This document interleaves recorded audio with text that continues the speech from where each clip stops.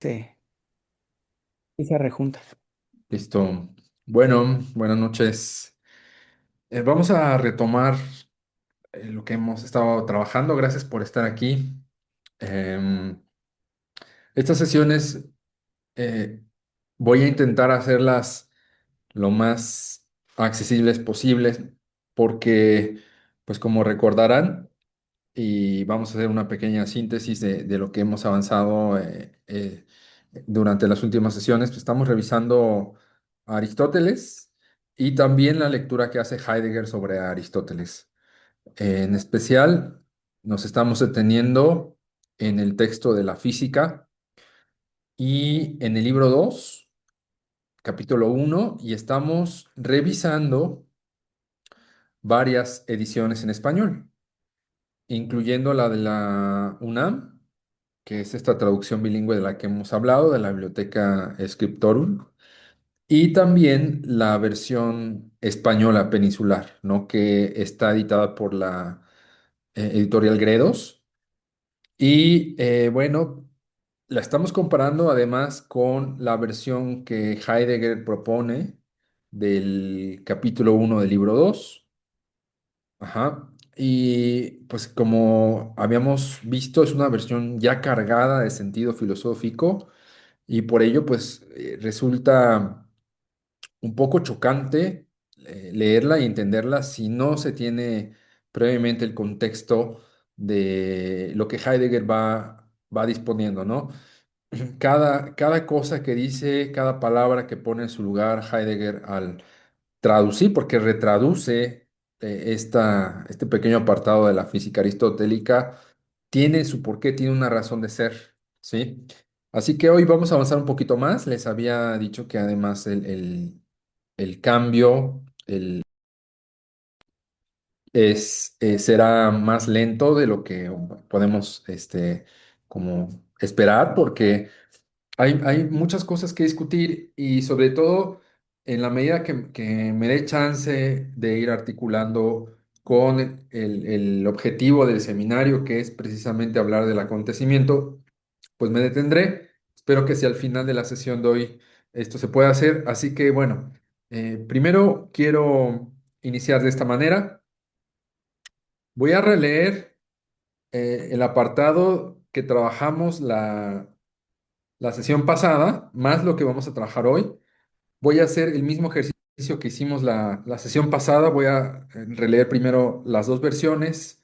Voy a empezar con la de Gredos, después me voy a ir con la de la UNAM y luego vamos a revisar la de Heidegger. Entonces, para esto, sí, por lo menos para seguir de forma visual un poco el trabajo, déjame compartir pantalla. Ahí está. Entonces vamos a seguir, sí, la lectura del texto de Gredos. Es nada más este apartado muy breve. Y como lo veíamos en la sesión con Ale, ¿no? De estas versiones eruditas, decíamos Jorge y yo hace muchos años eructitas, ¿no? Sobre los textos, pues tienen demasiadas notas al pie, tienen muchos términos aclaratorios, estudios que se han hecho sobre conceptos, temáticas muy puntuales. No vamos a revisar las notas, ¿no? Porque ya estamos revisando una interpretación que es la de Heidegger, así que pues ya es demasiado, ¿sí? Entonces voy a empezar con, les digo, con esta lectura, libro 2 de la física. Algunas cosas son por naturaleza, otras por otras causas. Por naturaleza los animales y sus partes, las plantas y los cuerpos simples como la tierra, el fuego, el aire y el agua. Pues decimos que estas y otras cosas semejantes son por naturaleza. Todas estas cosas parecen diferenciarse de las que no están constituidas por naturaleza, porque cada una de ellas tiene en sí misma un principio de movimiento y de reposo, sea con respecto al lugar o al aumento o a la disminución o a la alteración. Por el contrario, una cama, una prenda de vestir o cualquier otra cosa de género semejante, en cuanto que la significamos en cada caso por su nombre y en tanto que son productos del arte, no tienen en sí mismas ninguna tendencia natural al cambio, pero en cuanto que accidentalmente están hechas de piedra o de tierra o de una mezcla de ellas, y solo bajo este respecto la tienen, porque la naturaleza es un principio y causa del movimiento o del reposo en la cosa a la que pertenece primariamente y por sí misma, no por accidente. Entonces, esto es lo que vamos a revisar hoy, retomando de la parte de lo que vimos la sesión pasada. Y bueno, la traducción de la UNAM de Scriptorum no la tengo digital, no la he conseguido. Igual voy escaneando para la siguiente sesión fragmentillos. Pero bueno, mientras la voy a leer este mismo fragmento para que lo escuchen más en un español más hacia pues un público lector latinoamericano, ¿no? Mexicano o latinoamericano, aunque el traductor creo que no es mexicano, pero bueno. Libro 2. De los entes, unos se dan por naturaleza, otros en virtud de otras causas. Por naturaleza, los animales y sus partes, las plantas y los cuerpos simples, como tierra, fuego, aire y agua. Pues de estos y de los de tal índole afirmamos que existen por naturaleza. Pero todos los entes mencionados parecen distintos en relación a los que no existen por naturaleza. Los que existen por naturaleza tienen todos en sí mismo su principio de cambio y de estabilidad, unos según lugar, otros según crecimiento y disminución, otros según cambio de cualidad. Una cama y un vestido, empero, y otras cosas de este género, en tanto que les resultan apropiadas cada una de estas categorías, por ejemplo, cama, vestido, etcétera, y por cuanto que son producidas por un arte, no tienen en su naturaleza ninguna tendencia hacia el cambio. Solo la tienen en tanto que accidentalmente son de piedra o de tierra o mezcladas de ellas, y solo en este aspecto. En efecto, la naturaleza es un principio y una causa del cambio y del reposo de aquella cosa en la que se da primariamente por sí misma y no solo en sentido accidental, ¿no? Este es el mismo fragmento que leí en la versión de Gredos y de la UNAM. Y ahora quiero que revisemos la versión de Heidegger, ¿no? De este mismo fragmento, y de aquí vamos a retomar la discusión.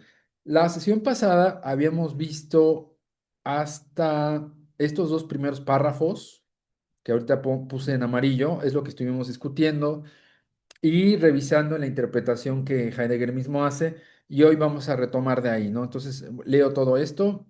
eh, de lo ente en su conjunto, lo uno procede de la fisis, como las versiones españolas traducen naturaleza, pero lo otro, sin embargo, es por otras causas. Aitia, este es el término griego.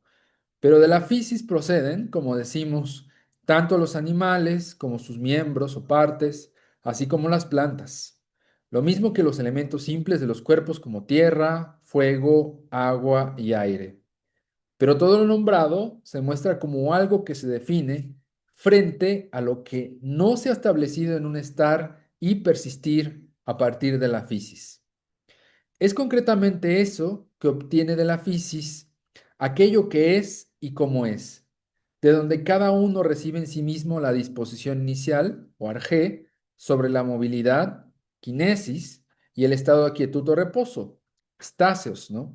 Siendo entendidas la movilidad y el reposo, una vez en relación con el lugar, otra vez en relación con el aumento y la disminución, y otra vez en relación con la alteración o cambio, ¿no?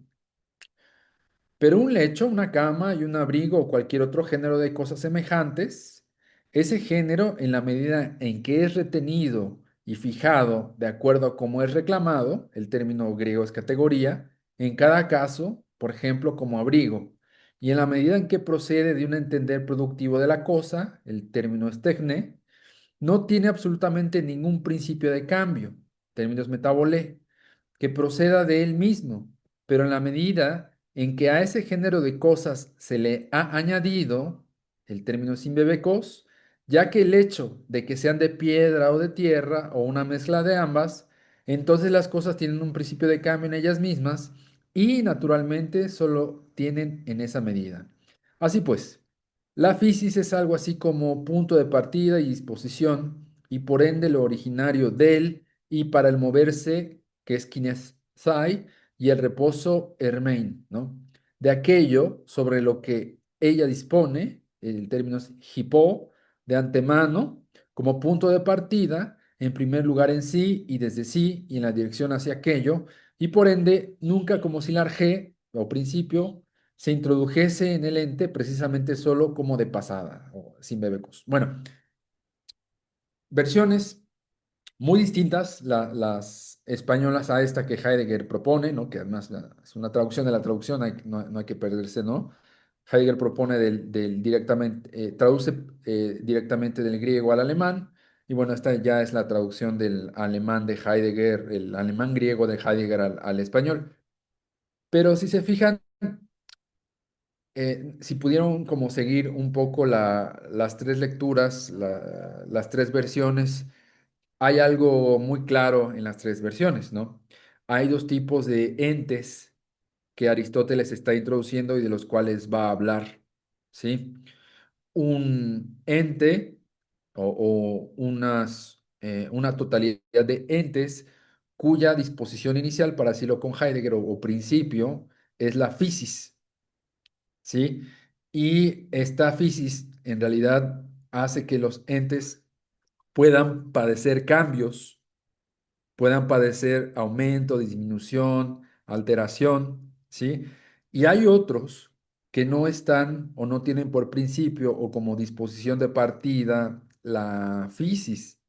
Esos otros entes tienen otra disposición de partida o u origen, ¿sí? Ese origen, Aristóteles lo llama tecné y son objetos, entes producidos, ¿sí? La tecné no hay que pensarla ni como arte, porque las dos versiones españolas la traducen tecné como arte, ni tampoco como técnica, ¿no? En sentido aristotélico. Heidegger es muy enfático en que el término tecné en realidad es un evento cognitivo, así lo dice como tal. Es pensar cómo se produce un objeto. Es el saber, entender cómo un objeto se produce. Entonces, la tecné no es el movimiento que hace que el objeto exista. Es decir, no es el movimiento que un carpintero hace para construir la cama. Es más bien el saber que el carpintero tiene para la construcción de la cama. Eso sería la tecné en este sentido, ¿sí? Si se dan cuenta, es muy diferente a cómo se suele pensar el término de tecne. No arte, no técnica, ¿sí?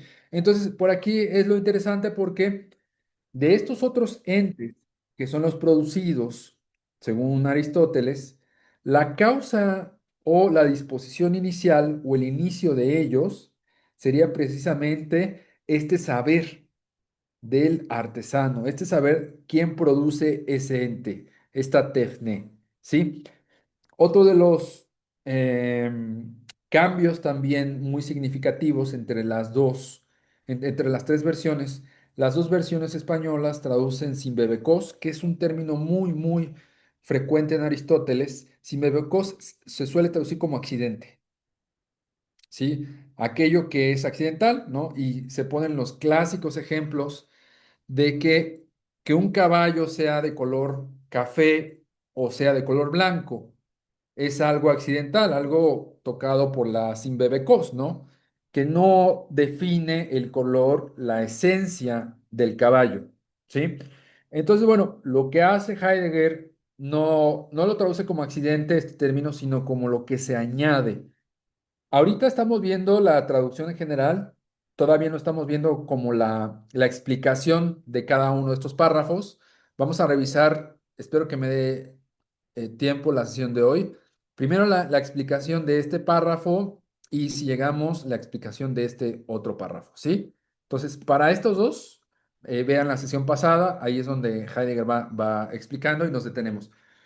Antes de empezar con la revisión de estos dos párrafos, quisiera ya ir dilucidando parte de el motivo del seminario y por qué me estoy deteniendo en este texto. Si lo recuerdan, la sesión pasada hablábamos de que un ente que de alguna manera se origina a partir de la fisis, ¿no? Como se suele traducir, naturaleza, en realidad una de las disposiciones fundamentales es el cambio. Y para cambio, si lo recuerdan, tenemos los dos conceptos que usa Aristóteles. Parece que los usa como a veces sinónimos. Kínesis es uno de ellos y el otro, aquí lo voy a poner en otro azul fuerte, metábole, ¿sí? Entonces, en las versiones españolas a veces no tenemos de alguna manera la discriminación como clara. Si leemos el texto en español sin revisar el griego, pues no sabemos si está hablando de kínesis o de metábole. Heidegger sí hace la distinción. Cada que aparece en griego el término kínesis, lo designa como movilidad y cada que aparece metabolé lo designa como cambio, ¿sí? Incluso como verbo nominalizado, el moverse, ¿no? Es kinesthai. Ajá, así es como lo traduce Heidegger de este término griego. Entonces, en las versiones españolas consideran que estos son sinónimos, pero creo que si Aristóteles va haciendo la diferencia y por qué está usando estos dos conceptos, no es nada más porque sí, ¿ok? Entonces, lo que les decía sobre los tipos de cambios, ¿no? Está primero la movilidad. Aquí voy a agregar como para el apunte esto. En realidad, vamos a poner, estos cambios son metabolé y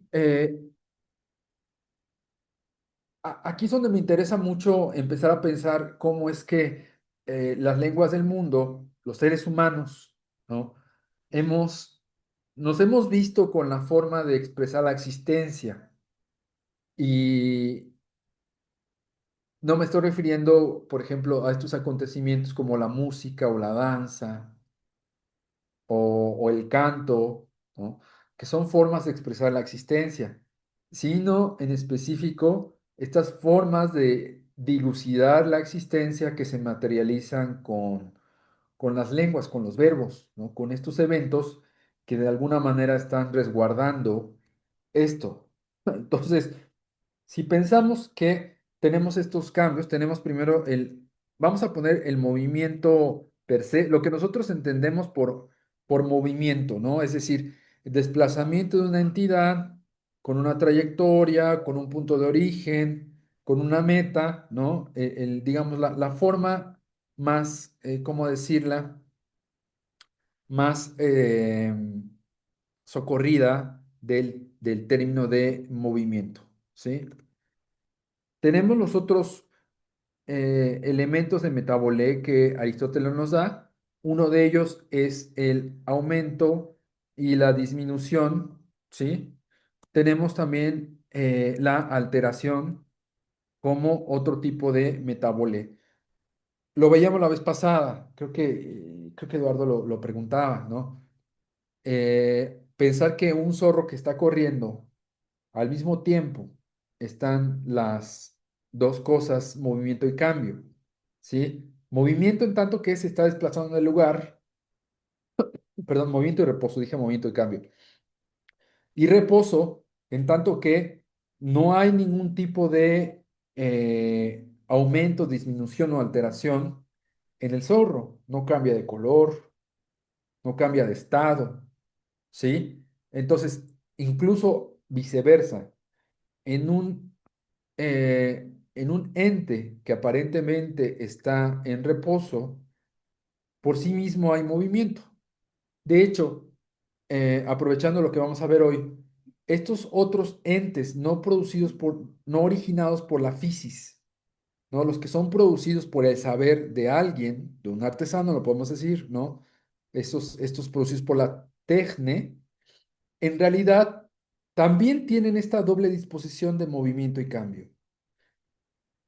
movimiento, en tanto precisamente, ahora sí, aludimos a lo que hace el carpintero una vez que sabe lo que va a hacer, una vez que aplica la técnica, que es este saber de lo que sabe hacer, y entonces empieza a generar el movimiento. ¿Para qué? Para que una vez que el elemento que ha sido producido, vamos a pensar con el ejemplo que Aristóteles pone, una cama, esta cama entonces entra a un estado de reposo, pero le precede el movimiento de su génesis, de su creación. Entonces, lo que quiero que vean es esto. Tenemos entonces estos tipos de metabole, ¿sí? Movimiento por sí mismo, aquí esto va arriba, aumento, disminución o alteración. Y resulta que sí vemos estas formas de pensar el mundo en las lenguas. Tenemos lenguas, entonces, y aquí vamos a empezar, que todas las lenguas tienen verbos de movimiento. Todas. Esto sí es un universal. No hay una lengua que no, o por lo menos haga referencia al movimiento simple, ¿sí? Como ir y venir. Ese sería el movimiento más simple. Tenemos otros movimientos como movimiento con trayectoria, es decir, verbos como entrar y salir, donde tienes un punto de origen en salir y tienes un punto de llegada en entrar, una meta. Pero también tenemos verbos con manera, como correr y caminar. Son verbos de movimiento, pero ahí lo que importa no es la trayectoria, no es a dónde llegas, no es tu punto de origen, sino lo que importa es cómo haces el movimiento. Estos tres tipos de movimientos, simple, de manera y de trayectoria, están presentes en todas las lenguas del mundo. Ahí sí no podemos decir que no exista, porque evidentemente en la existencia y cómo el mundo nos sale al encuentro, lo que vemos es que los entes se mueven, ¿sí? Otros, eh, otros cambios, ¿no? En el aumento, la disminución y la alteración, vamos a tener lo que se llaman verbos o predicados incoativos. ¿Qué quiere decir incoativos? Que en realidad en estos que Aristóteles está eh, categorizando, ¿no? Aumento, disminución o alteración, en las lenguas del mundo lo que tenemos son verbos que muestran cambios de estado.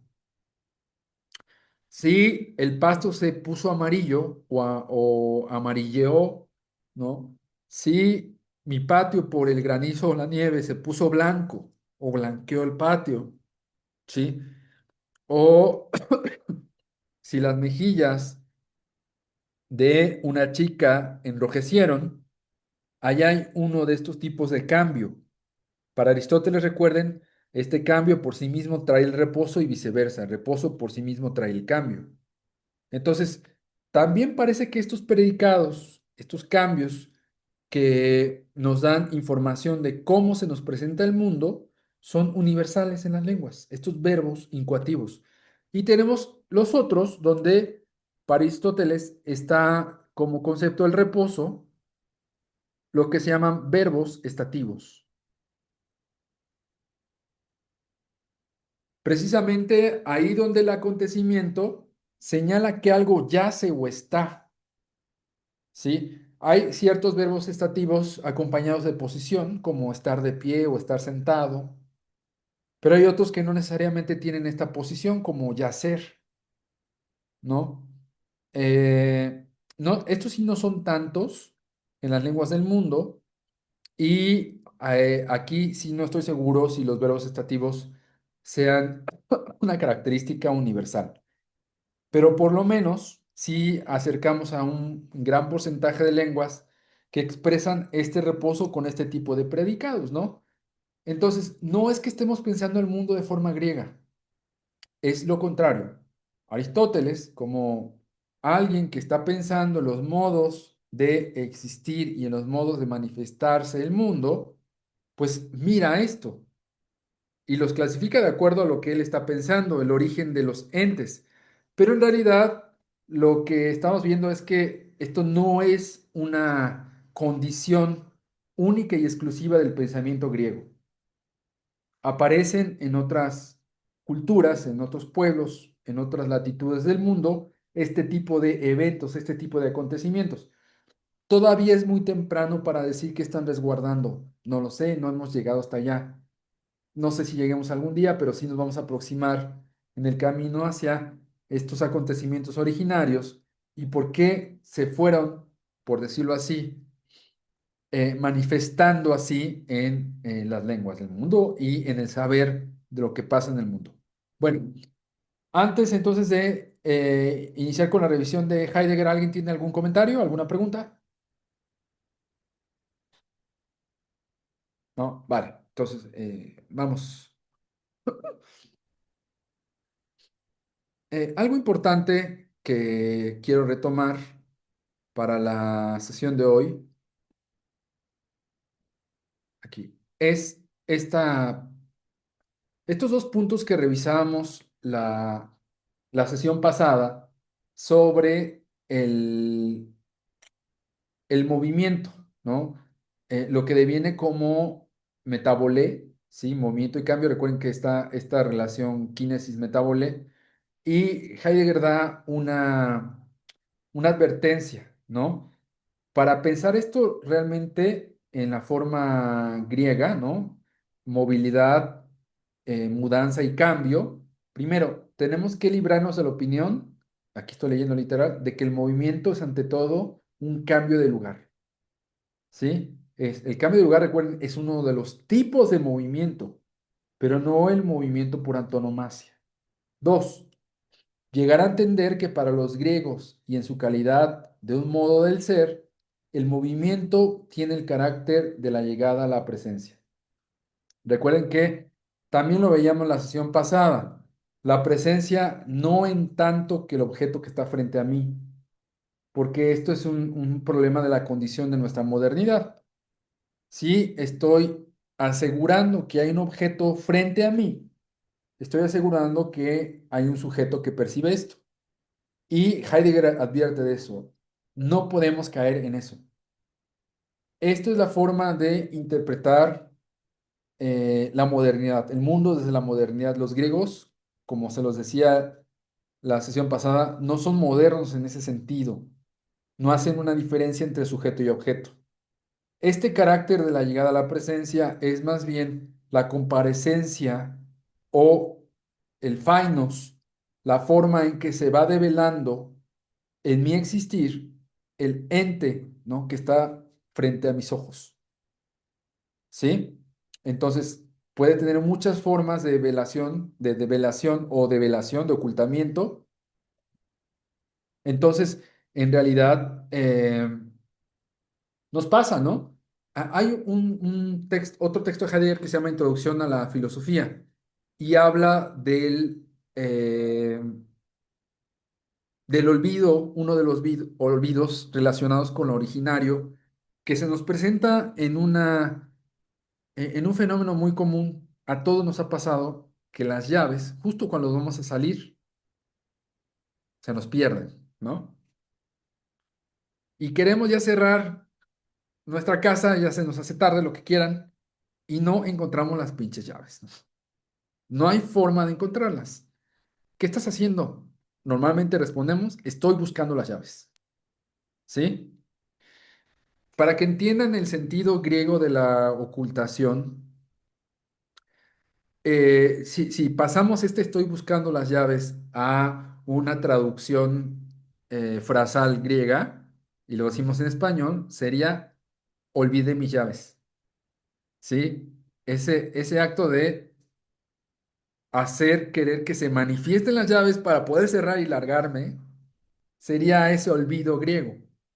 ¿Sí? Entonces, algo que en esa naturaleza que tienen los entes se me oculta. Entonces, por eso esta segunda advertencia que hace Heidegger, ¿sí? Sobre librarnos de la relación sujeto-objeto y más bien entender la entidad griega como la llegada a la presencia, con esos ejemplos que les puse del ocultamiento, del comparecer o de la velación y el desocultamiento, ¿no? Bueno, entonces acá íbamos terminando la sesión pasada y pues vamos a retomar ahora sí desde este párrafo que ya leímos al inicio y que no hemos pasado a la explicación que hace Heidegger. Voy a retomar la lectura del párrafo. Dice, pero un lecho, una cama y un abrigo o cualquier otro género de cosas semejantes, ese género en la medida en que es retenido y fijado de acuerdo a cómo es reclamado en cada caso, por ejemplo, como abrigo, y en la medida en que procede de un entender productivo de la cosa, no tiene absolutamente ningún principio de cambio que proceda del mismo, pero en la medida en que a ese género de cosas se le ha añadido ya el hecho de que sean de piedra o de tierra o una mezcla de ambas, entonces las cosas tienen un principio de cambio en ellas mismas y naturalmente solo lo tienen en esa medida, ¿no? Ahí vamos a ver qué quiere decir esto y por qué hace esta traducción. Voy entonces a la letra, como estamos viendo. A los entes del género de las plantas, animales, tierra o aire, se les oponen entes del tipo del lecho, el abrigo, el escudo, el carro, el barco o la casa. Recuerden que ya introdujimos o anticipamos un poquito por qué esta doble diferencia. Los primeros son seres naturales, esto es, seres crecidos espontáneamente o lo crecido en sentido amplio, del mismo modo que también hablamos de un campo crecido. Los segundos son los seres fabricados. Viene un término griego que es poioumena, ¿no? Sin darle a esta palabra ningún sentido despectivo, es decir, de la fabricación. Esta contraposición solo consigue lo que debe, a saber, distinguir de modo más preciso la esencia propia de los phisei onta y de la physis. Ajá. Cuando se les contempla desde la perspectiva conductora de un modo de preguntar por lo que se mueve y su movilidad, así como por su respectiva arjé. Arjé, recuerden que no es principio, bueno, se suele traducir como principio, pero para Heidegger es esta disposición inicial. O para decirlo de otra manera, el punto de partida o el momento de partida. Sería una traducción más cercana a lo que Heidegger está diciendo con arjé, ¿sí? Pero acaso, la cama y la prenda de abrigo, el escudo, el barco y la casa son cosas que se mueven. Claro que sí, dice Heidegger. Lo que pasa es que por lo general se nos presentan bajo este tipo concreto de movimiento tan difícil de ver como es el del reposo. Y su reposo tiene el carácter de un estar acabado, de lo producido y del estar aquí y yacer delante o de antemano. Son conceptos que Heidegger va a desarrollar estos claramente en Ser y Tiempo, sobre todo ahí lo que va a estar a la mano, que si recuerdo, o lo que está presente, tenemos estos dos conceptos, Zugeinheit y Vorhandenheit, que ahí los está anticipando aquí en el texto, ¿no? En la actualidad, pasamos fácilmente por alto ese característico reposo y su correspondiente movilidad, o por lo menos no nos lo tomamos suficientemente en serio como algo esencial, como la auténtica señal distintiva del ser de ese ente. ¿Por qué? Porque en la esfera del moderno modo de ser somos esclavos de la costumbre de pensar lo ente como objeto, dejando que se agote el ser de lo ente en la objetividad del objeto. Nuevamente, lo veíamos la sesión pasada, lo mismo, vuelvo a insistir en que tratemos de desencajarnos de esta interpretación que tenemos ya per se como modernos, ¿no? En la constitución de un objeto que se me pone y que no. Pero para Aristóteles, aquí de lo que se trata es de mostrar que los productos fabricados son lo que son y cómo son en la movilidad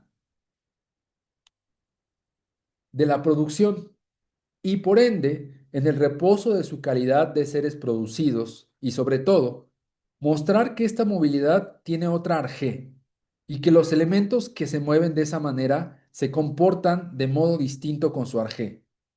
No existe ningún motivo para leer como Simplicio arjé en lugar de ormé, porque ormé, esto es irrupción, salida, ya explica perfectamente la esencia del arjé. Bueno, este es un paréntesis que Heidegger hace. La arjé de los productos fabricados es la tecne. Esto no significa técnica en el sentido de producción y modo de producción, pero tampoco significa arte en el sentido amplio de un saber producido, sino tecne es un concepto cognoscitivo y quiere decir entender de eso en lo que se basa toda fabricación y producción. ¿Sí? Entender de eso en lo que debe consistir toda producción, por ejemplo, la de una cama, que es eso lo que le permite que llegue a un buen fin y se complete, ¿no? Y aquí, por ejemplo, en la Tecne podemos hacer la comparación, aunque son muy cercanas la Tecne de un arquitecto y la Tecne de un albañil, ¿sí? Recuerden, no estamos pensando en el movimiento mismo que cada uno produce, ¿no? eh, por ejemplo, el arquitecto para trazar los planos y el albañil para hacer la mezcla, ¿no? Etcétera. Sino más bien en ese saber que le permite al arquitecto generar los planos y al albañil construir la casa, ¿no? Entonces, lo pongo así como para que esto siga. Eh, dice Heidegger, este fin se llama en griego telos. Aquello en donde termina una producción es la mesa como algo ya acabado, pero acabado precisamente en cuanto a mesa, en cuanto a aquello que es una mesa y tal como tiene que ser su aspecto concreto. El eidos, es decir, la forma, debe estar de antemano a la vista, y este aspecto previamente visto, eidos proaireton, es el fin, telos, del que entiende la tecne. Por eso, ésta se convierte al mismo tiempo en la determinación del modo y en la manera de proceder de lo que nosotros hemos llamado técnica. Pero una vez más, hay que decir que la esencia de la tecne no es el movimiento de las manipulaciones en cuanto a actividad, sino un entender del procedimiento. Y telos no es una meta ni fin, sino un final en el sentido de la completitud determinadora de la esencia. Solo por eso puede ser tomado como meta y dispuesto como fin. Pero el telos, el aspecto previamente visto de la cama, es aquello conocido por el entendido y que se encuentra en él, y solo en cuanto tal es punto de partida para la representación y la disponibilidad sobre la elaboración. En efecto, arjé no es el eidos en sí, es decir, el principio o la disposición inicial, sino el eidos proaireton, esto es proairesis, a saber, la secne es arge, ¿no? Es eh, la forma final. Aquí Heidegger está adelantándose porque lo que viene en Aristóteles es hablar del eidos o la forma. Aquí todavía no introduce ese concepto, pero sí hay que decirlo. Para Platón, el concepto de eidos es fundamental en su filosofía, ¿sí? Que es lo que se llama la idea, o de ahí surge el término de idea. Y me llama muchísimo la atención porque apenas me enteré de que este texto, o por lo menos estos dos libros, estamos revisando el segundo libro de la física, son contemporáneos de El Sofista de Platón. O sea, lo que estamos viendo en el seminario de Ale es exactamente en la misma época, es un Platón maduro, pero en ese entonces se estaba discutiendo en la academia con Platón el sofista, y acá con Aristóteles. En el Liceo se estaba, un Aristóteles obviamente joven, se estaba discutiendo o Aristóteles estaba produciendo el libro 2 de la física, ¿sí? Y en ambos está presente este término de eidos, ¿no? Que da origen a la forma de, con dos interpretaciones muy distintas. Como les decía, ¿no? Ambos están preguntándose rumbo al cuestionamiento por el ser, pero haciendo una escala en la pregunta por el ente o lo ente en su totalidad. Ujú. Vamos a seguir un poquito más. Así, en los productos fabricados, la arjé de su movilidad y por tanto de su reposo, una vez que están acabados y elaborados, no se encuentran en ellos mismos, sino en otro lugar, en el arquitectón, en aquello que dispone de la tecne como arjé.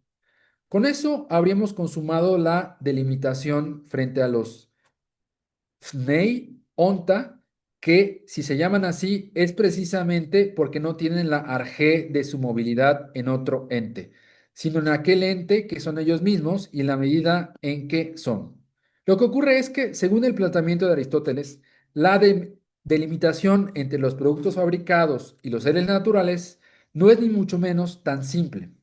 La propia construcción de la frase precedente, que es como G, men, menej, G, de, nos indica ya en qué medida se entiende a los productos fabricados de este modo y en qué medida de otra. Los poiumena pueden ser considerados desde una doble perspectiva, los fabricados. Una de ellas en la medida en que lo producido es considerado de acuerdo con el correspondiente modo de ser apelado, categoría, ¿no? Aquí viene entonces la definición. ¿Por qué lo de categoría? Bueno, vamos desglosando poco a poco para no perdernos lo que aquí acaba de explicar Heidegger en este eh, párrafo que está en azul, ¿sí? Esto que traduje como el entender productivo de la cosa, de cómo se genera una cama, un abrigo, aquí solo estuvo explicando esto, la techne. Este entender productivo, por eso dice, porque este término no se debe traducir como técnica ni como arte, justo lo que tenemos en las versiones españolas, ¿no? Técnica y arte, sino esto que está, cualquier, cualquier persona que sepa hacer algo y que tenga en la mente cómo se hace ese algo, en el término más originario griego sería un arquitecto. Porque ahora arquitecto lo pensamos en quien diseña casas, pero no. Arquitecto sería todo aquel que tiene este entender productivo de cómo algo se lleva a cabo.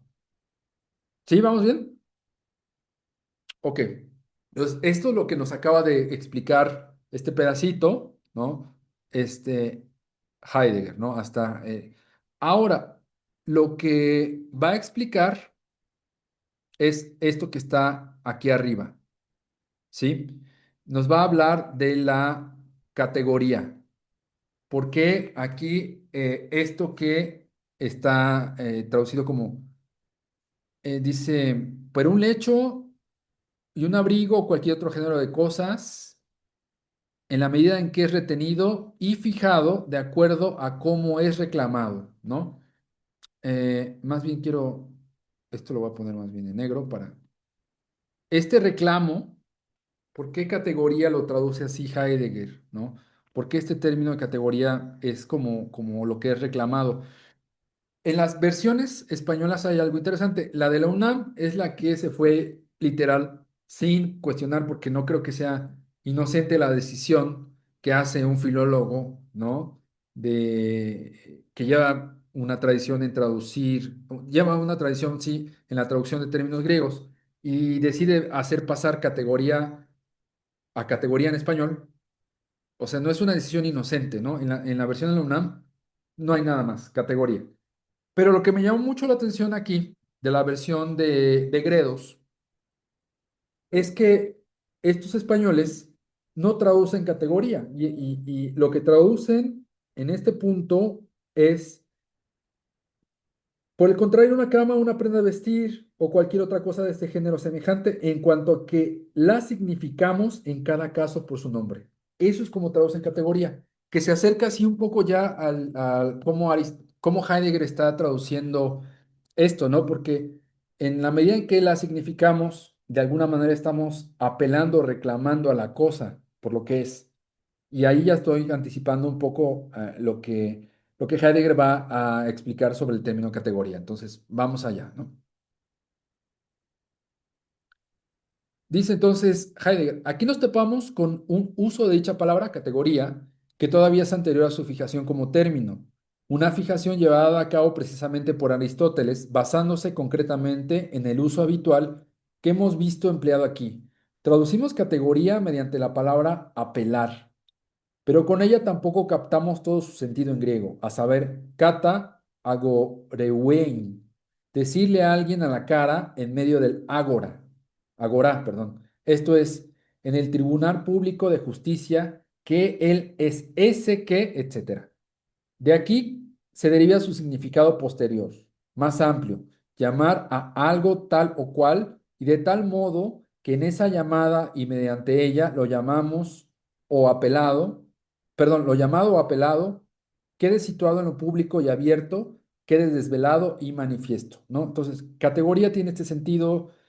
Heidegger lo dice en otro lugar, más jurídico, en un inicio, ¿no? De acusación, ¿sí? De hacer público algo, y luego ya de apelación, ¿no? De alguna manera, este paso de manifestar públicamente se pasa al apelar a los entes, porque recuerden, en términos de lo griego, estamos siempre frente a entes que se están develando, que se están haciendo públicos.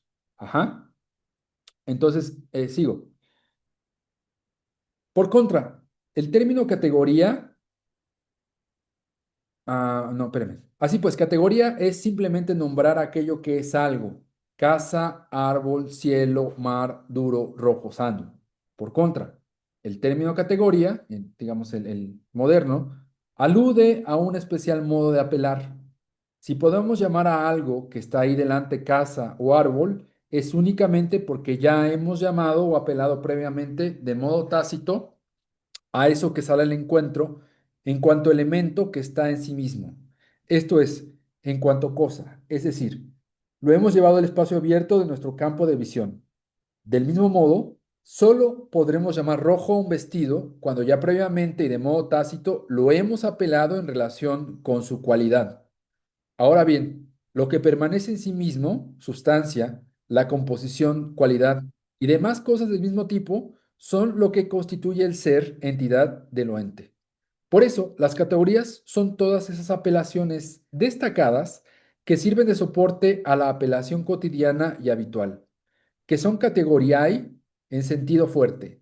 Las categorías subyacen a las apelaciones cotidianas que adoptan la forma de enunciados, juicios, y es solo por esto por lo que inversamente se puede encontrar a las categorías, siguiendo el hilo conductor del enunciado del logos. Aquí viene una disertación sobre el término categoría en la filosofía más moderna desde Kant. Es precisamente por eso por lo que por lo que a Kant no le queda más remedio que deducir la tabla de categorías de la tabla de juicios. Y por eso, el saber de las categorías en cuanto a determinaciones del ser de lo ente, esto es, la llamada metafísica, es en un sentido esencial el saber de logos, esto es, lógica. Por esta razón, la metafísica recibe ese nombre en lugar en el que alcanza la plena, la que le es posible conciencia de sí misma. Esto es en Hegel, ciencia de la lógica. Es decir, saber absoluto de lo que se puede saber en cuanto sabido, representado en la edad moderna, el estar representado como la entidad ser, ¿no? Entonces, esto fue lo que devino hasta digamos, la cumbre del pensamiento, que es con Hegel el término de categoría, pero si se dan cuenta, si regresamos muchos siglos antes, a propósito, Heidegger no se detiene en la escolástica, con Aristóteles tenemos otra cosa completamente distinta. De hecho, bueno, aquí lo va a decir, ¿no? En el pasaje que estamos viendo aquí, categoría, la palabra griega, está usada en sentido preterminológico. Efectivamente, cuando algo producido, por ejemplo, la cama, es adoptado dentro de la perspectiva abierta por la apelación y la denominación cotidiana, tomamos ese ente desde el punto de vista de su aspecto en cuanto a una cosa de uso o utensilio.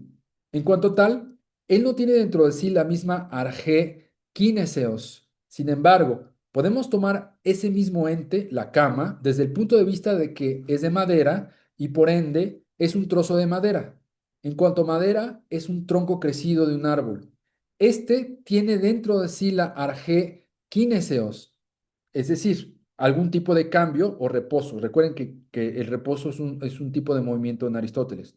Por contra, la cama no es madera, sino simplemente leñosa, es decir, de madera, ¿no? Soy de Tula, ¿no?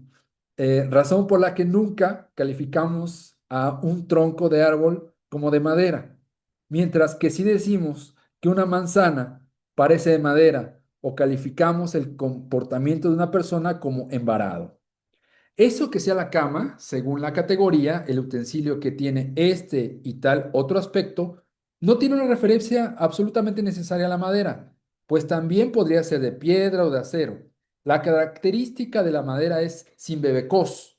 Simplemente se ha introducido y sumado, esto que suele traducirse como accidente o accidental, aquí Heidegger lo está traduciendo como lo que se introduce y se suma a eso que es la cama expresa y propiamente. Naturalmente, en esa medida, pero solo en esta medida, en cuanto mera madera, también tiene la arquequinéseos en sí misma. La madera es eso crecido por un ser natural. Entonces, muy rápido. Y creo que me parece que es bastante simple la diferencia que Aristóteles está diciendo, ¿no? Que una cama y un abrigo no tienen esa disposición de cambio y reposo como lo tiene algo que está haciendo, tiene su disposición original desde la fisis.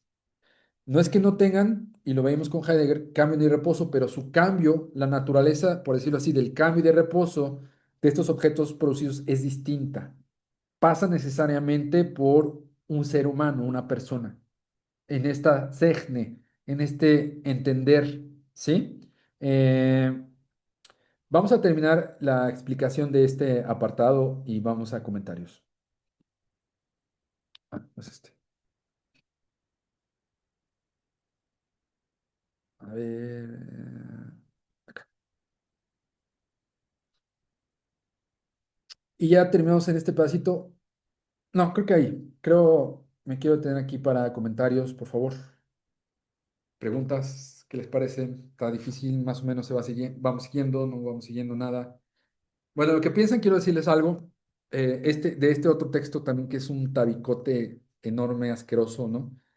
Y que es un trabajo así increíble sobre Aristóteles, pues hay algo que me llama mucho la atención y que Düring es una interpretación que hace, ¿no? Porque revisa así exhaustivamente la obra de Aristóteles y dice, la diferencia fundamental entre la ciencia antigua de la naturaleza y la ciencia natural posterior a Galileo es que los pensadores antiguos, prescindiendo totalmente de la diversidad de sus sistemas, estuvieron atados siempre a principios de invariancia estáticos, mientras que después de Galileo, todas las explicaciones de la regularidad en la naturaleza están fundadas sobre principios dinámicamente invariantes. Esto creo que no se aleja de la interpretación que está haciendo Heidegger de Aristóteles, ¿no? Justo no. Justo lo que está diciendo eh, Heidegger es más bien que Aristóteles sí pensó los entes, ¿no? Con esta dinámica invariante. Dinámica en el sentido de que incluso el reposo es un tipo de cambio, es un tipo de manifestación del movimiento y del cambio, ¿sí? Entonces, bueno, ahora sí, preguntas, comentarios.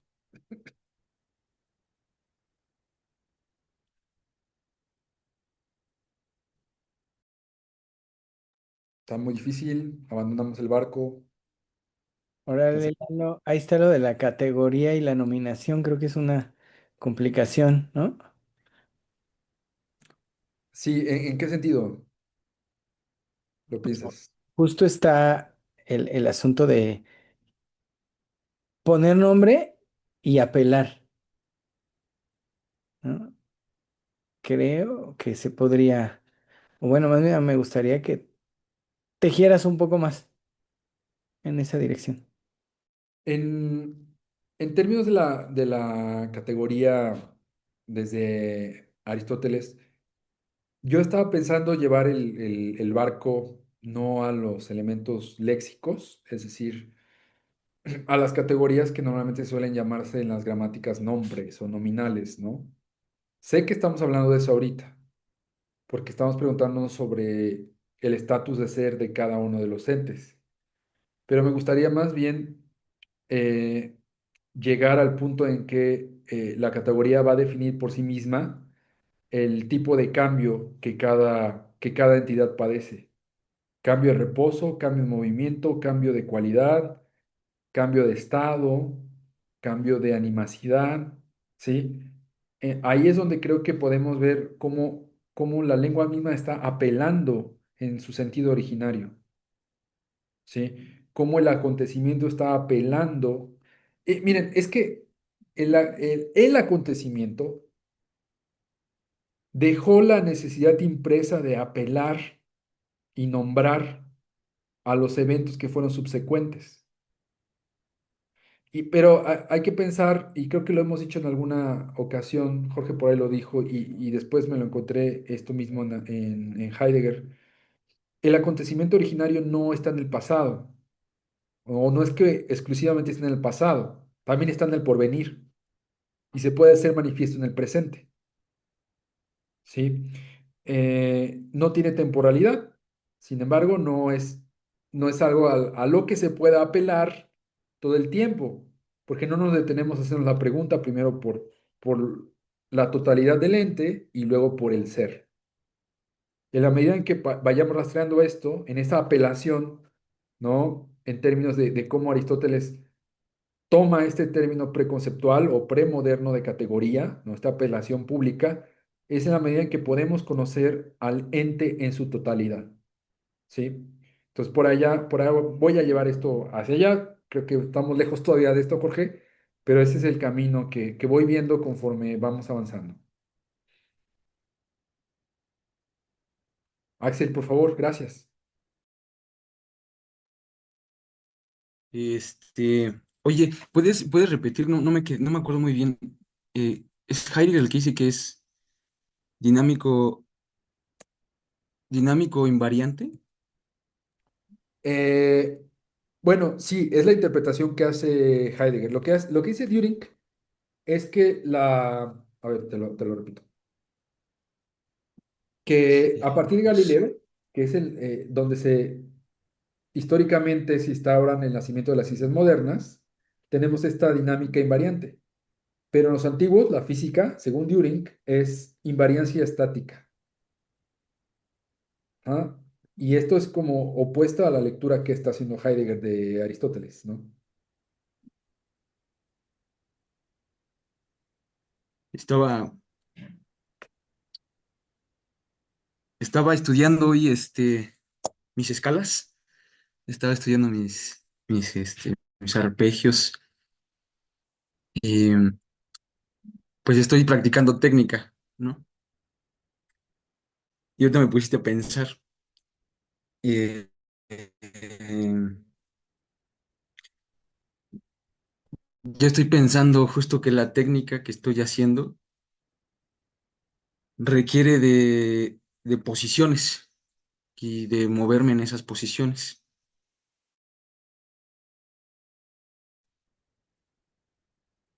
para construir lo que es toda la escala, ¿no? Una escala mayor, una escala menor y demás. Pero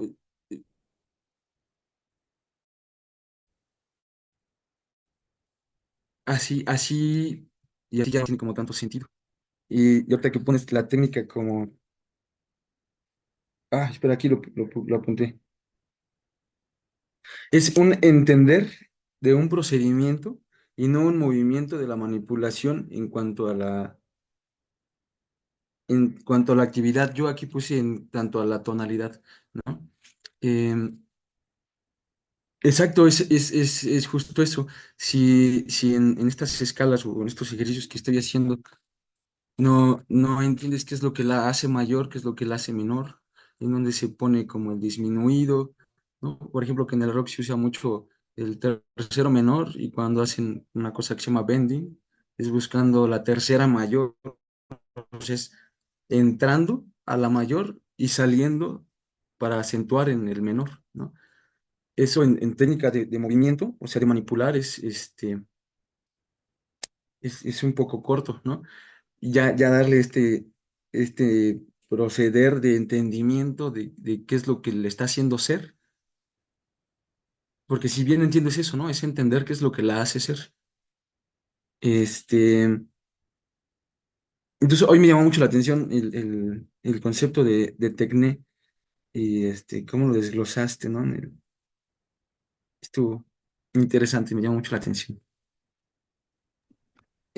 Si lo pensamos, Axel, desde esta interpretación que se hace de Aristóteles, el- los movimientos iniciales que te permiten incluso mentalmente ya saber cómo se producen, ¿no? Las escalas sin necesidad de estar apelando a los movimientos, serían como una acumulación, o es que no quiero decir sumatoria, pero como una acumulación de pequeños acontecimientos iniciales, ¿no? Que es como empezaste tú, vamos a empezar la primera vez que empezaste a hacer esto, que no tenías ni idea. De pronto hay una correspondencia con lo que sabes hacer inicialmente y luego esto se va acumulando hasta que de pronto ya puedes hacerlo y esto, de alguna manera, lo puedes ya como producir mentalmente. Pero no es hasta que lo logras que entonces esto puede, ¿cómo decirlo? Como manifestarse así, en este saber que lo tienes que hacer de esta manera o de otra manera. Ujú. Eso me parece que es la apuesta de Aristóteles, bueno, con Heidegger. Lo ponía porque hablaba sobre, acá está. Me quedé con las palabras, ¿no? Que decía que era dinámico invariante. Eh, me chequé aquí en... Ah, ya se me perdió. Aquí está, en invariante, ¿no? Este, ¿qué es la magnitud o la expresión? Que puede ser matemática, pero que no cambia de valor. Que no cambia de valor. Este, no cambia de valor al sufrir determinadas transformaciones. Por ejemplo, la distancia entre dos puntos de un sólido que se mueve, pero que no se deforma. El, Eh, ajá, sí, sí, escucha, no, ¿cómo qué? es que el nacimiento de las ciencias modernas precisamente son las constantes, ¿no? Estas invariaciones o estas invariantes son las constantes que están ahora en física, por ejemplo, ¿no? Pero que en realidad en la antigüedad no se buscaban esas constantes, no se sabía de ellas primero y no se buscaban. Y además, las constantes se estarían contraponiendo a la forma en que se está pensando el mundo, ¿no? Porque o sea, esta doble forma de ver que algo está en movimiento y al mismo tiempo en reposo y viceversa. Para nuestras categorías modernas esto es inconcebible, ¿no? O algo está en reposo o algo está en movimiento.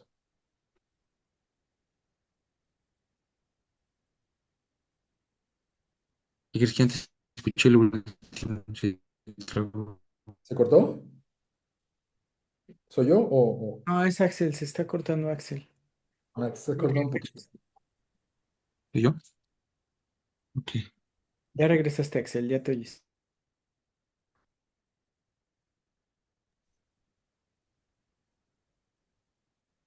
Yo los veo todos trabados. Pero aquí estamos. ¿Me escuchas? Aquí estamos. Creo que está Ah, teniendo. ok. Este, si quieren nota participe otra persona en lo que reviso aquí rápido. Habla, te Ok. escuchamos. No, dice que va a revisar. ¿Alguien más quiere comentar algo?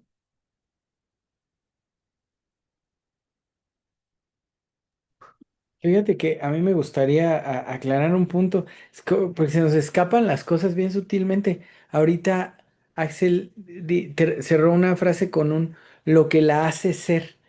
Y es así de simple, ¿no? Lo que la hace ser, esa sutileza hace que se nos escape la precisión que está haciendo Heidegger, porque no habría un hacer ser, ¿no? ¿Y por qué me gustaría destacar esto? Porque precisamente porque a todos se nos pasa, ¿no? O sea, parece una simpleza del discurso, pero se nos cuela algo que hemos venido discutiendo los 2 años, la causalidad, ¿no? Porque entonces hay algo en la tecné que hace ser, y ahí falló todo, ¿no? Porque justo no hace ser.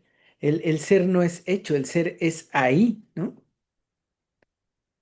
Y esa sutileza, creo que es un combate que hemos estado teniendo silenciosamente, pero en conjunto, todo este tiempo.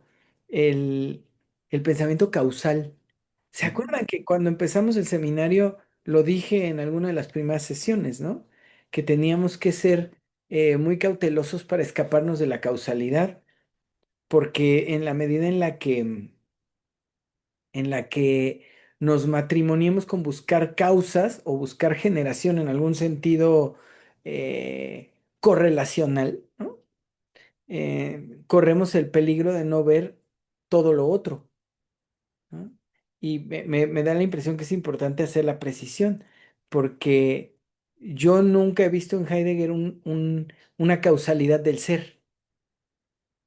Ajá. Y sí, por el contrario, en los psicoanalistas, sí una causalidad subjetiva, ¿no? O una causalidad de la psique. En Lacan, la caída del fi, ¿no? Entonces, creo que esa precisión es importante porque además hoy estaba hablando, digo, he hablado varias veces hoy con personas, pues ese es mi trabajo, pero estaba hablando en el programa este de Jojutla. Y, y eso me ha llevado a verlo varias veces hoy. El asunto de la causalidad como, como búsqueda de la razón para los acontecimientos. El chico del CCH, ¿ah? Eh, si buscamos una causa, lo subjetivamos. Ajá. Cuando hacemos estas cosas, lo que se busca es una de dos: reconocer y castigar, combatir o anular la causa, o el efecto, ¿no?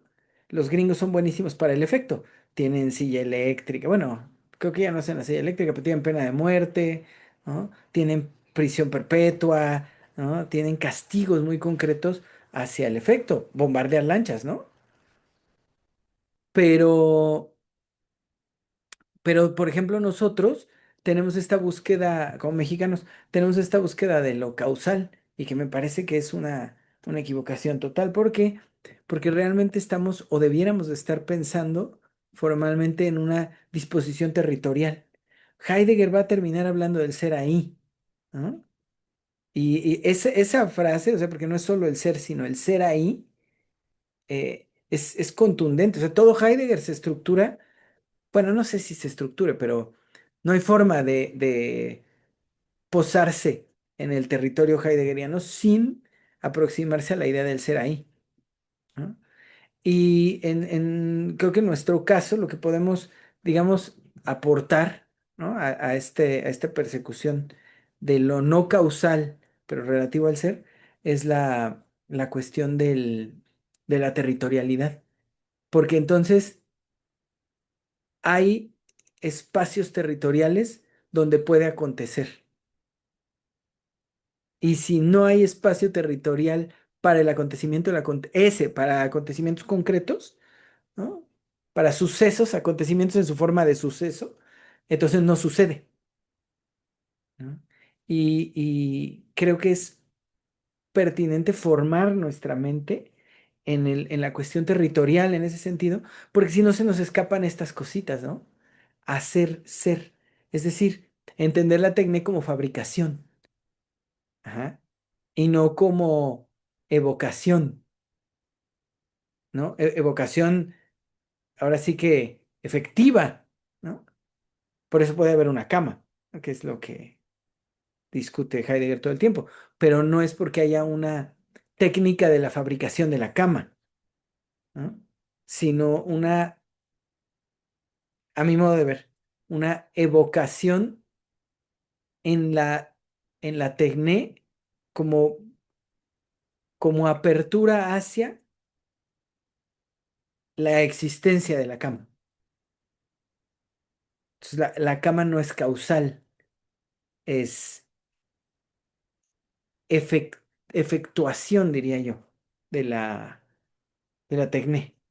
Y ya regresó Axel. Axel, ¿quieres comentar algo? ¿Puedo decir algo? Hijas, por favor. A ver, de todo lo que tú dijiste, yo entendí, ya se va a oír feo lo que voy a decir, que la tecné es el entendimiento de lo que vas a hacer. Hablando de la cama, entiendes lo que vas a hacer. Es el entendimiento. El doc ahorita dice que es evocación. ¿Qué diferencia hay entre entendimiento y evocación? Me gusta más cómo Jorge lo dice, de hecho, porque el entendimiento sí, otra vez nos mete en el problema de la modernidad, de un proceso de pensamiento lógico y más bien con la lectura de Aristóteles es de pronto evocas el objeto en su eidos, en su forma completa. Y gracias a esa evocación, puedes pasar a hacerlo, ¿no? Eh, en ese sentido, sí, ahí yo creo que va el pensar el acontecimiento y el pensar la tecné así, desde este saber, es porque hay una huella que queda, ¿no? En la apelación del objeto. Es decir, el momento en que, y normalmente esto pasa cuando somos pequeños, ¿no? Cuando sabemos que es una cama y primero la cosa nos empieza a apelar. No es que nosotros apelemos a la cosa, porque ahí vean a todas las niñas y a todos los niños pequeños que preguntan qué es eso, ¿no? Porque todo lo que les sale al encuentro les está apelando. Y ahí están en sus existencias preguntando qué es eso en cada 2 minutos, ¿no? Descontroladamente. Y después, precisamente luego de la huella, está la posibilidad de evocar. Ajá. Entonces, esta cosa cognitiva con Heidegger creo que sí me parece una trampa. Eh, Tampoco se clava ahí Heidegger, pero sí está ahí la trampa de la modernidad, ¿no? Otra vez del pensamiento lógico, causal, estructural, de la posibilidad de planear algo para producirlo, más bien evocarlo, ¿no? Tiene que ver con lo que hemos visto en el Señor de Jorge con Nemocine, ¿no? Una de las formas de la manifestación de eso como residuo, no tanto originaria, pero tenemos esa posibilidad residual del vínculo con los entes. A ver, ahora me surgió otra duda. Sí. ¿Esta evocación tiene que ver con ay, se me fue la palabra. Recuerdo, ah, pensamiento, historia, ¿no? Se me fue. ¿La evocación? La evocación tiene que ver, es algo que también ha dicho el doc, Memoria. con la memoria, pero no Sí, la memoria de recuerdo, sino la memoria a la que se refiere el doc de saber. a la memoria de Nemocine, ¿no? A esta memoria más con dirección al originario, por supuesto que sí. Pero Ajá. ahora lo que tenemos como ese, no me gusta la palabra mecanismo, ¿no? Como esa experiencia es pequeños fragmentos de lo que alguna vez fue, ¿no? Con eso tenemos para sobrevivir, ¿no? De que la cosa nos apela y apelamos a la cosa, a los entes, y ahí nos la llevamos, ¿no? En esa serie de vocaciones cotidianas, pero que sí apelan a ese acontecimiento original, ¿no? Originario. Como Jorge decía, hay que ver el dónde, ¿no? Incluso el cuándo. Ok, gracias. Sí, Has, gracias. agrego tantito, Octavio. Como memoria, habría un haber estado ahí, estando, pero no al regresar, sino al evocar. Una forma de la evocación sería la que ejecuta materialmente, ¿no? Pero no es la única, ¿no? Porque una danza no es una ejecución material, pero sí un edificio. Es todo.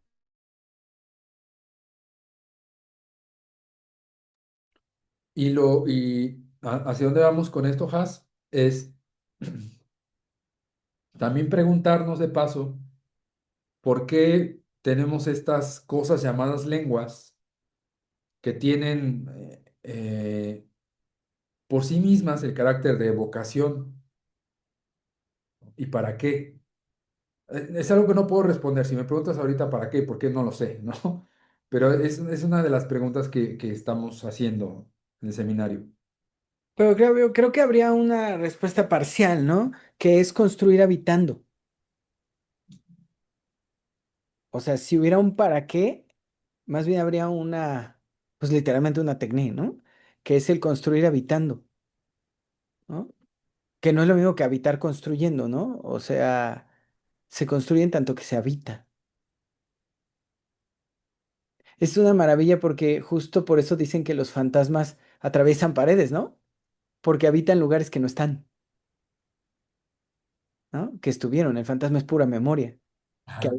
habita en tanto que habita lo que evoca, ¿no? No sé si te acuerdas que Valentín ponía siempre este ejemplo de que a los muertos los puedes llamar y no se resisten. Ujú, Y a los vivos sí, ¿no? Los vivos los puedes llamar y se pueden resistir, ¿no? Pueden decir, no me interesa, ¿no? No te respondo, etcétera. ujú. Es- me hice acordar por el carácter de la evocación, ¿no? De, de lo que está ahí y la apelación también. Yo, en esto que dices del habitar y del construir, ¿no? También pienso en la figura de la apelación y cómo el mundo de verdad sí apela todo el tiempo, ¿no? Grita, ¿no? Nos, nos acude, ¿no? Estamos en esta disposición del acontecimiento porque el mundo siempre nos pone ahí, pero no siempre lo escuchamos, ¿no? No siempre escuchamos la apelación que está frente a nosotros. Sí, por eso creo que es tan pertinente lo que haces, ¿no? Porque es el develar la esencia de la lengua, que es lo que hace Heidegger, ¿no? Por ahí está el de Camino al Habla, ¿no? Que creo que también es un textazo que habría que Sí, leer. sí, es un texto, bueno, no lo voy a leer yo en este momento, en este recorrido, ¿no? Terminando esta revisión de Aristóteles, vamos a saltar a otra cosa, ¿no?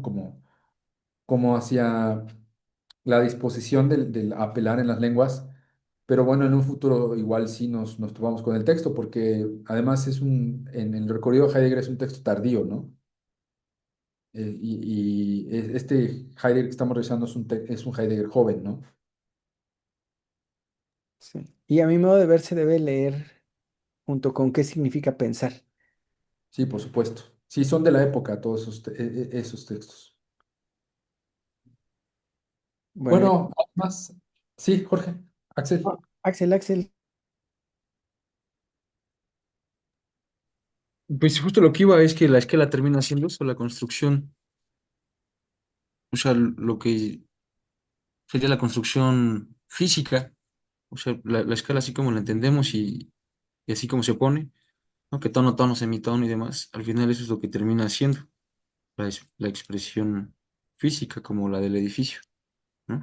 Eso es, eso es lo que le haría ser, esa sería la causa, pues, que se construya. No sé si me estoy dando a entender. ¿Escuchaste lo que Jorge dijo hace un rato? Ajá, sí, Sí. por. Problematizó el asunto de la causa, ¿no? Ajá, o sea, lo que digo es eso, Ajá. La escala terminaría siendo la causa, ¿no? Más bien Así- a- el territorio. no, o sea, como lo estoy planteando es como, por ejemplo, dije, estaba estudiando mis escalas, ¿no?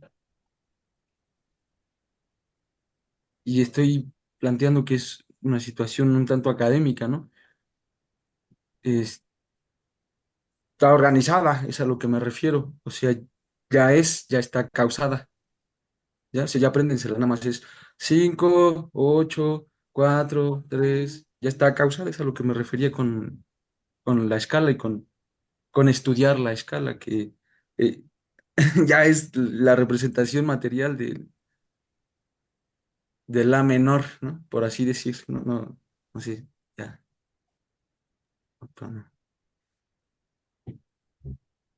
¿Sí me di a Jorge, entender?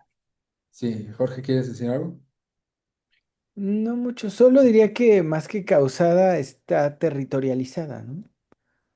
No me gustaría decir categorizada porque no me atrevo a usar yo el término ahorita, pero digamos que ya está delimitado el territorio del acontecimiento y además normado, porque cuando compones académicamente, tienes que respetar la escala, ¿no? O sea, incluso resolver de acuerdo a las posibilidades abiertas por la escala. No es lo que se te da la gana, ¿no? O sea, sabes que, por ejemplo, en la menor, ¿no? No puedes hacer un sol mayor, ¿no? Salvo que intentes hacer o moverte en otro modo, ¿no?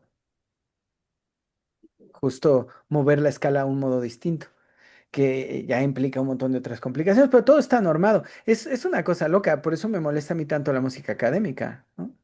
Porque justo la música académica es perfectamente limitada. A la gente no le entra, pero yo digo que la canción de Harry Potter y la canción de los Avengers es la misma, pero siempre tengo esta discusión como, no, no es cierto, no es cierto. Pues es idéntica, solamente que hay que escuchar exactamente que es una ejecución me imagino que es este modo, de los modos estos griegos que hay, ¿no? Hay uno que suena a Harry Potter, ¿no? O al Señor de los Anillos o a los Avengers, ¿no? Esa cosa como heroica.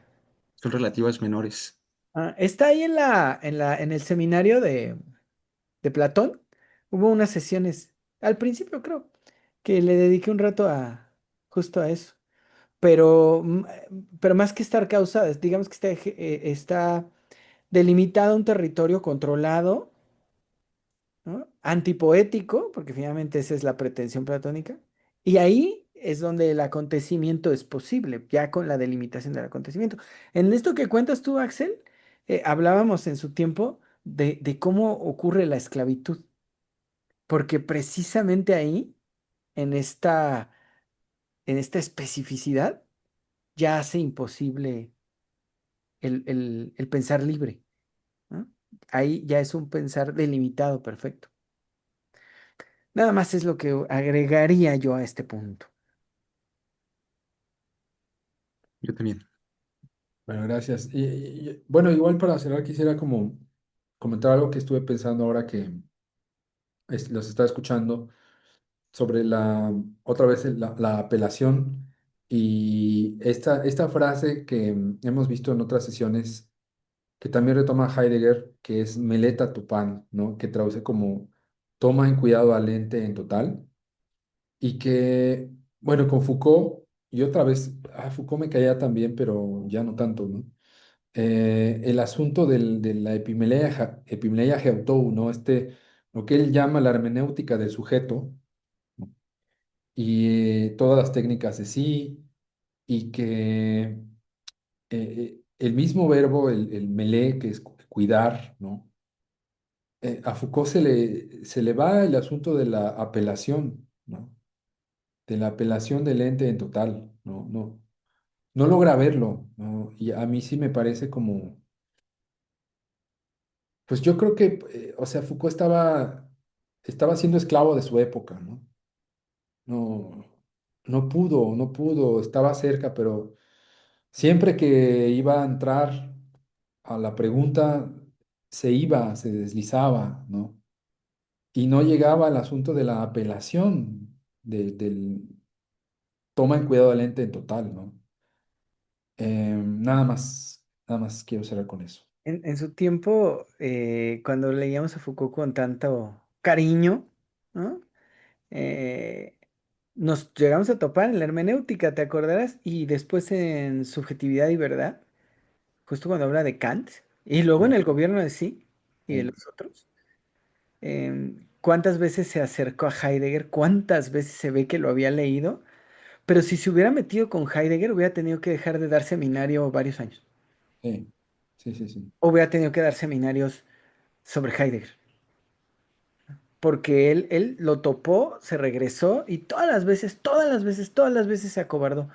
Nunca, nunca se metió formalmente con Heidegger. Creo que era más fácil discutir con Lacan y ponerlos en el mismo lugar, ¿te acuerdas? En la hermenéutica. Sí, por supuesto. Ah, Eso a Marx y a Lacan, ¿no? no, no, a Heidegger y a Lacan. Cuando habla de que solo conocía dos personas que se habían preguntado por el sujeto, dice Ah, sí, es cierto, sí. Lacan en una de las sesiones, en un cuestionamiento. ¿Cuántos Cierto, años leímos a esos señores, eh? sí. Éramos jóvenes y no sabíamos nada. ¿No? De verdad, pues, sí, qué horror. Pero bueno, bendito sea el día que la libertad llegó. La liberté est arrivée. On ne parlera plus français. Ya, Octavio, perdón. Vale, pues nada, si no hay nada más que decir, gracias por estar aquí. Y Jorge, los anuncios sobre las sesiones, estaría chido. Sí, la semana que entra no voy a estar, ni la otra. Entonces, fíjense cómo va a estar. No va a haber seminario, dos sesiones. Luego retoma Alejandra, luego Octavio, y luego dos seguidas yo doy, que ya serían las dos que me corresponden en octubre. ¿No? Porque sería la próxima que me toca a mí, la próxima que es de descanso. No, no anticipamos porque Alejandra solo ocupa esa, que es el día que puede venir. Entonces es, la mía no la doy, pausamos la normal, Alejandra, Octavio, y yo doy las dos siguientes. Y luego otra vez Alejandra, Octavio, y así, ¿no? Que creo que nos quedarán dos a cada uno antes de diciembre. Y yo creo que todavía vamos a aventarnos como hasta abril del año que entra, ¿no? Así en la joda. Pero bueno, es para que tengan pues dos semanitas de descanso, que se pongan a leer los libros. Con todo gusto le leemos. Bueno, si no hay más por el asunto, digo por el momento, perdón, creo que yo me voy porque voy lejos. Buenas noches a todos y nos vemos Estás, en 2 semanas. nos vemos pronto. Nos Bye. vemos. Buenas noches. Yo voy a la apelación, a ver quién me la Buenas apela. noches. Cuídense, buenas noches. Bye.